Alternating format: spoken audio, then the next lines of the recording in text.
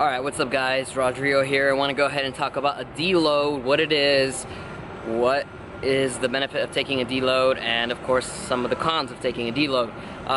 So I haven't posted a video in a little while, and that's because I'm actually going through a deload phase right now. And for those of you who don't know what a deload is, it is essentially a period of training or lack thereof training where you're taking it easy. So the simplest way of taking a deload is taking whatever typical volume you do in intensity and cutting that by 50 to 60%. And what this is going to do is provide your body, ligaments, tendons, muscles, and central nervous system with a break. A much needed break that if you don't take will potentially have negative effects moving forward. So prior to this deload, I actually went through, let's see, a 16-week training cycle that was composed of two volume blocks, one intensity block, and then another volume block. And the only reason why I finished up this previous 4-week volume block was because I was prepping for a meet in about, I think, 5 weeks. But because that's no longer the case, it's not necessary for me to continue prepping or training intensely or with high intensity.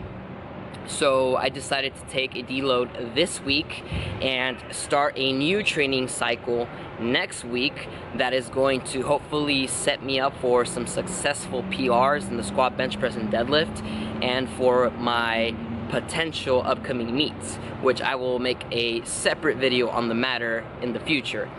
So again, a deload, taking it easy, 50 to 60% of intensity and volume, total volume of your typical training.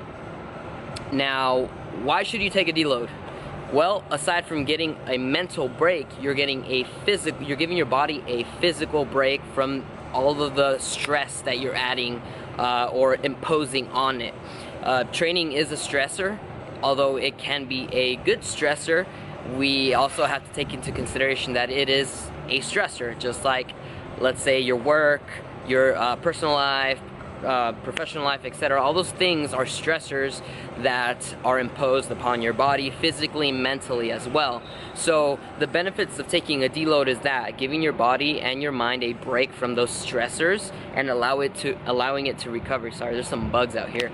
Now I want to jump into the cons of a deload, and to be quite honest with you, a lot of the cons, or the biggest con that I have come across with clients and myself, personal experience, is the mental aspect of it all.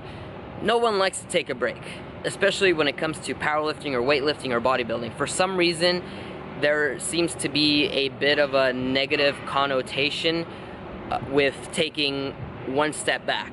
And that's really unfortunate, because if we continue this mentality of just go, go, go, train, train, train, keep going, pushing, pushing harder, giving that 110%, then we're going to increase the possibility of regressing, because we either push ourselves past that boundary of fatigue, what some people might call overreaching or overtraining, but you also increase the likelihood that you're going to injure yourself, and that shouldn't be the case. These are sports of longevity. The barbell is a sport of longevity, and hopefully, like myself, you guys are in it for the long haul. So you have to keep in mind that even though you're taking a step back with a deload, you're doing so you can then take 2 steps forward, or maybe 3. Perhaps a 1-week deload is what your body and mind need to help you get through the next 12-week training cycle that is going to be accumulated through volume PRs, and then leading you up to a good peak that is going to help you with an all-time PR or personal best. So right now I'm just taking a deload. I am not necessarily tracking macronutrients this week. I am intuitively eating and just giving myself a break, a mental break and a physical break. So that's what I'm doing right now. So if you feel like your training progression has stalled or regressed, take a look at how long you've been training, and perhaps you might need a deload. There are other factors that go into this in terms of progression, and that's going to be your nutrition, hydration, which also falls into nutrition, but it's also going to be your sleep, and I'm going to make a separate video on the matter. However, for now, take a look at your training. Generally, you want to give yourself a deload every 8 to 12 weeks, or depending on your level of ability. So that's it, guys. If you guys like this video, please make sure to like this video, share it with someone that might find it beneficial, and I will talk to you all in that next one.